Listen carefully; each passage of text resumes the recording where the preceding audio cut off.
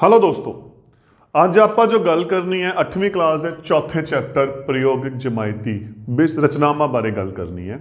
Exam layout change हो चुके हैं, पेपर स्टाइल चेंज हो चुके हैं, बड़ियां कन्फ्यूजन माइंड दे विच चल रही हैं। किहड़े किहड़े क्वेश्चनस एग्जाम दे विचों आउणगे, अज सारियां गल्लां आपां इत्थे करांगे। इस दे विच जो क्वेश्चन आने हैं दो तरह के आने हैं, 1 अंक का अते 4 अंक का। सब तो वड्डी कन्फ्यूजन इत्थे यह है 1 अंक के क्वेश्चन की कि रचनावां दे विच 1 अंक का क्वेश्चन किहड़ा आना है। सिलेबस डिलीट कुछ भी नहीं किया गया क्योंकि सिंगल टॉपिक ही है। अपने सिलेबस जो रचना है वो चतुर्भुज की है, चतुर्भुज की है। हुण पहला क्वेश्चन यह है, देखो चतुर्भुज दे विच है की चतुर्भुज दियां 4 भुजावां हुंदियां अपने कोले, आपां नूं पता है। 4 कोण है, 2 विकर्ण है, टोटल अपने कोले 10 पार्ट है। तो पहला क्वेश्चन घट्टो घट किन्ने पार्ट आपां नूं चाहीदे ने चतुर्भुज की रचना करन दे लई। यह है 5 भाग।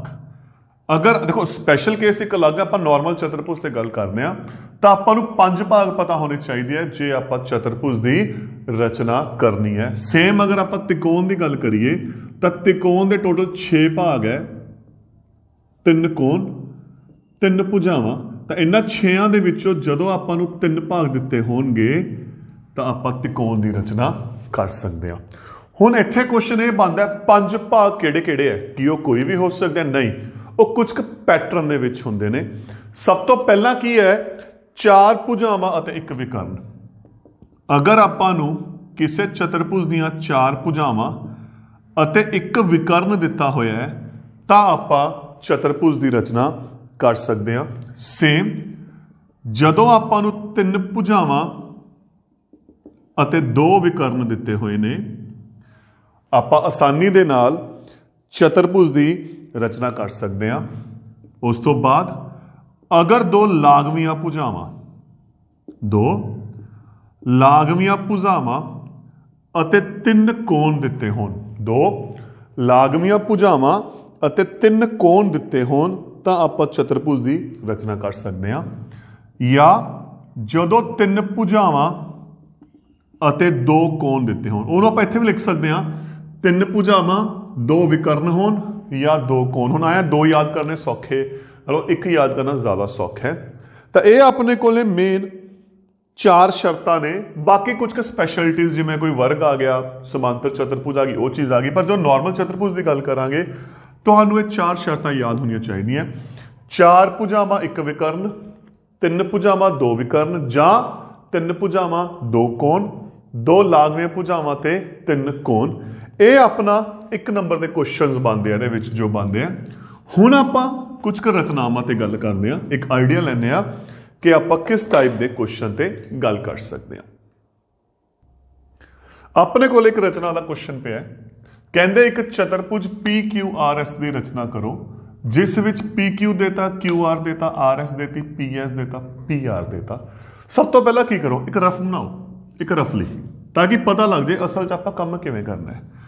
PQRS सब तो वड्डी गल एक ऑर्डर च, या PQRS आए शुरू करो या आए शुरू करो, कोई फर्क नहीं पैंदा। की दिता होया PQ 4, QR 6, RS 5, PS 5.5, PR 7 आ दिता होया। क्योंकि नो डाउट आपां सब तो पहला की शुरू करांगे, सब तो पहला आपां त्रिकोण की गल करांगे। तो देखो किहड़ी त्रिकोण अपने कोले इत्थे पूरी पई है, आ नीचे आ त्रिकोण पूरी पई है। तो सब तो पहला आपां इस दी रचना करांगे। की करांगे, फट्टा लो PQ 4 सेंटीमीटर की, मैं रफली ड्रॉ कर रहा, एक आइडिया ही देना आप, क्योंकि फट्टा लैके PQ 4 सेंटीमीटर का रेखाखंड खिंचो। पहला काम आ अपना काम हो गया, टिक मार्क लगा रहे हैं ताकि पता लगे चले नाल दी नाल आपां पैरेलल की कर रहे हैं। इदों बाद QR 6 सेंटीमीटर चाहिए। प्रकार लो, फट्टे ते 0 तो लैके 6 सेंटीमीटर तक की प्रकार खोलो, इत्थे रखो, एक चाप लगा दो, थोड़ी वड्डी चाप, हल्की सी चाप लगा दो। हाले आपां नूं नहीं पता आर कित्थे है, आपां की कीता 6 सेंटीमीटर की प्रकार खोली, चाप लगाती। हुण उस तो बाद आ भी हो गया। हुण किहदी रह गई इहदी, ये कितना है 7।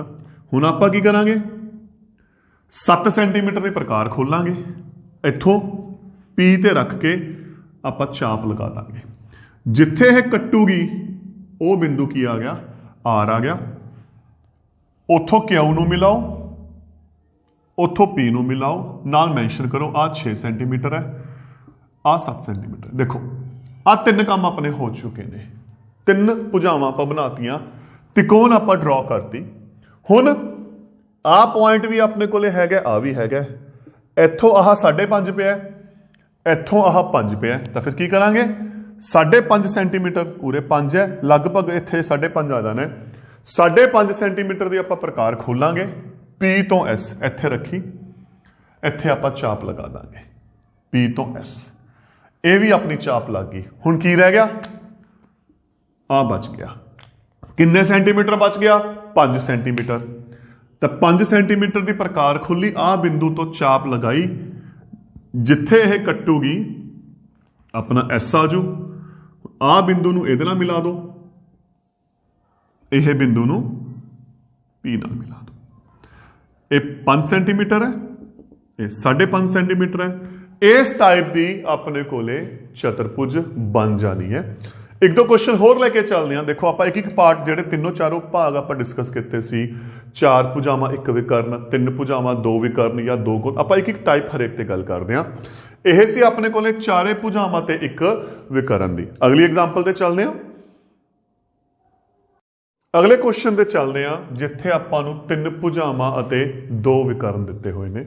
सब तो पहला रफली बनाया करो। देखो रफली बहुत जरूरी होंगी है ताकि अपनी गलती का पता लग जाए, एक सिस्टम नाल बन जाए। A B C D, B C 4.5, A D 5.5, C D 5, A C 5.5, B D 7।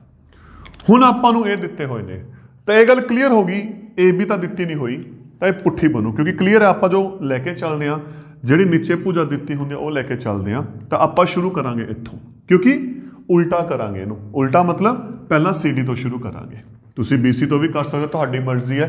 क्योंकि आप की गल की सी लास्ट क्वेश्चन दे विच, त्रिकोण देखो किहड़ी त्रिकोण पूरी पई है, आ पई, आ भी दे रखे, आ भी दे रखे, आ भी दे रखे। तो आप पहला ये त्रिकोण पूरी करांगे। तुसी इत्थों शुरू कर लो, इत्थों शुरू कर लो, आ भुजा लै लो, तुहाडे ते है जिवें तुहानूं ठीक लगदा है। सब तो पहला फट्टा लिया, सी डी बराबर 5 सेंटीमीटर की रेखा खिंची, ये आप करता। हुण देखो सी तो बी 4.5 चाहिए,